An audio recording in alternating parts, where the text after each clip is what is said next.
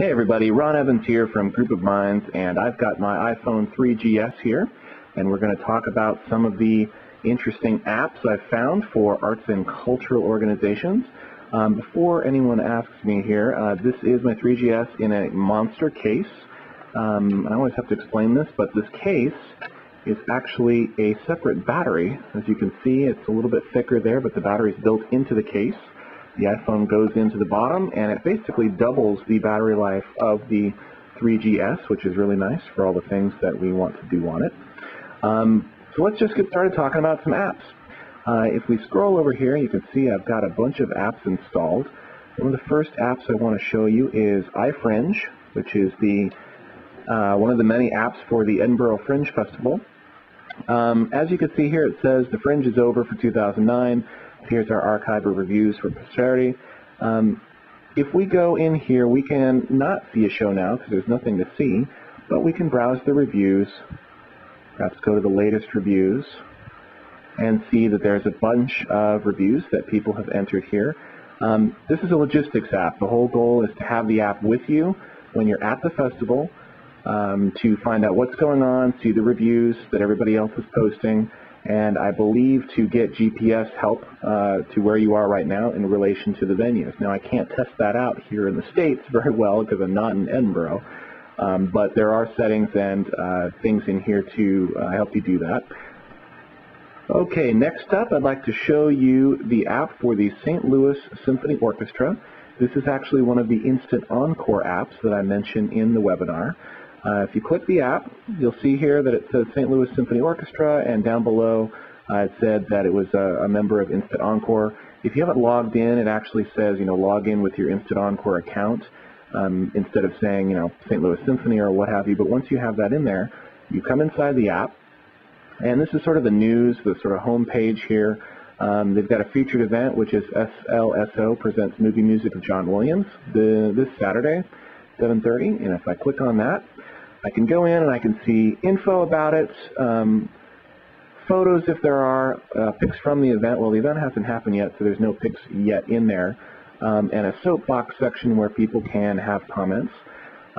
Back on the info, there's also a big button here to buy tickets. When you click this, it actually loads up the St. Louis Symphony's ticket buying page, their web page, inside the browser, and it's taking a moment here to do that, but they don't have intra ticketing inside the application.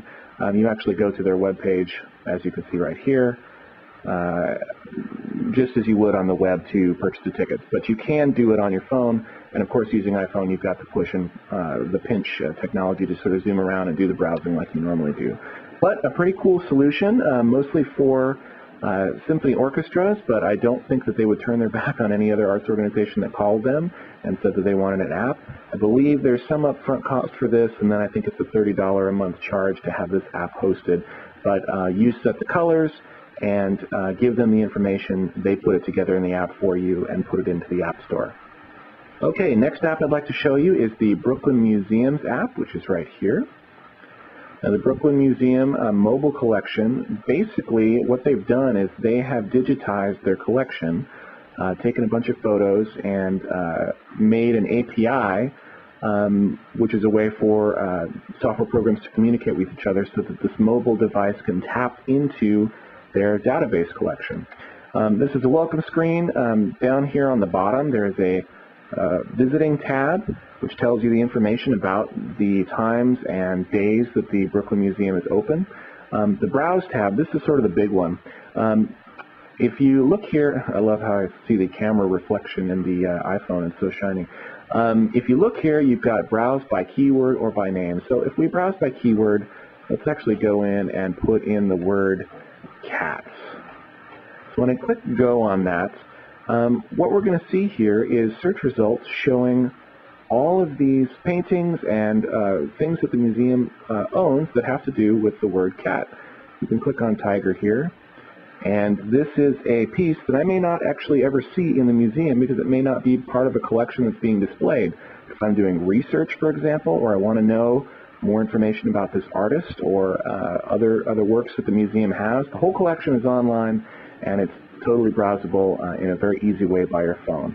Doesn't really help me so much when I'm in the museum, except that I could be standing in front of a piece and put in a keyword or the piece by name and get information about that piece while I'm there. But not too much of a touring, walking around the museum kind of app. This is more of a tap into all of their collections kind of app. There's also a pretty cool little randomize function down here which will bring up a random piece from the collection for you to see. Kind of fun, and a nice About Us page telling folks where it came from and who developed it. So this is one of the top talked about apps right now for the iPhone, simply because of the range of things that you can see inside of it. But the Brooklyn Museum is doing some good job, some really good work on this, and I can't wait to see what they're going to do with the next version of this. Okay, so after Brooklyn Museum, let us scooch over here and let me show you Yours Vincent. This is an app from the Vincent van Gogh Museum in Amsterdam. It's a beautiful app. It's rather large. You have to have Wi-Fi to download it because it is full of videos, but the videos don't actually link. When you access the videos, you're not linking out to them on the web. They're actually installed inside the application, which makes the application really big, but it also makes it work totally smoothly, and it's a beautiful experience. So the goal of this is to talk about, to show Vincent van Gogh from the perspective of letters that he wrote to various people in his life. What the museum has done here is created a series of videos to explain some of these things. So let me go in here and look at Antwerp and doctor's orders. Might help if we turned on the sound. It appears to be a joke on Vincent's part, an ironic commentary on the anatomy classes he was taking as part of his formal art training there. Vincent's health, not helped by his excessive smoking, preoccupies many of his letters to Theo from this period. I regret that I have to tell you. So as you can see here, they've got live narration going on. They've got voiceover from Vincent van Gogh as he's writing his letters. I want to get one here that has more of motion.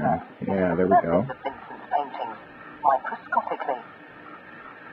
You're in the Van Gogh Museum laboratory, discovering one of the pigments Vincent found in Antwerp when he was moving away from darker colours towards the brighter, bolder paintings he's now famous for.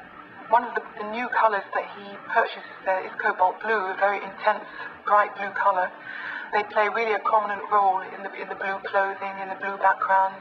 These are not new colours in themselves. They're quite I'm going to stop it there just in the interest of time, but I encourage you all to check out Yours Vincent. It is, from a user interface perspective, it is just beautifully done. I don't have to wait for anything on the web to download. I'm not sitting there going, what's going on? I'm right into the experience right away.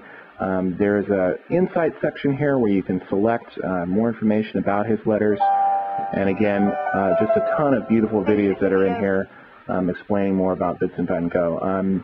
The Van Gogh Museum is in Amsterdam. There's a page here that kind of talks about that a little bit, but this is what I would say would be the most beautiful user interface and experience that is happening right now with arts and cultural apps on the iPhone.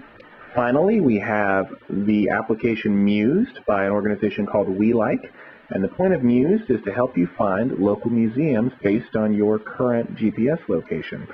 So it just looked up where I was and then came back with the results of the Lace Museum being 1.7 miles away, the Intel Museum 4.1 miles away.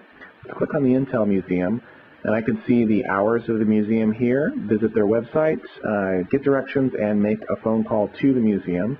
I can also star this as a favorite if I come back here often, and there's a search functionality in here if I want to search for a specific kind of museum.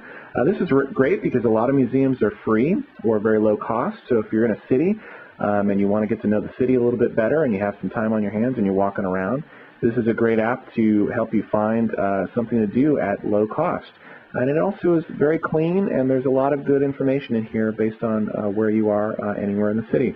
Up here at the top right, there's a plus, and you can send an email to the person that developed the app if you have an organization that you would like to have listed in here. So all in all, a pretty cool app. It's a little free app on the iPhone store called Mused. All of these phones have app stores that people are constantly submitting applications to. So sometimes go into the App Store interface, and do a keyword search for arts and cultural terms that you're interested in. I've searched for theater with an RE up here, and I found the Broadway in Chicago Theater app, which I've played with a little bit. Here's one for the Fox Theater. Here's TheaterTube, which is sort of like YouTube just for theater. You'll find all manner of things, always updating in the App Store. Here's BroadwayWorld.com. So go in, search for film, search for theater, search for symphonies, opera, anything that you're interested in. See what you can find in the App Store. See if someone has made something cool that fits in with that. And like I said, there's more than 100,000 apps in the iPhone App Store alone, and that is constantly going up every day. So the opportunity to use apps to help us better engage with arts and cultural experiences is just profound right now, and it's only going to grow going forward.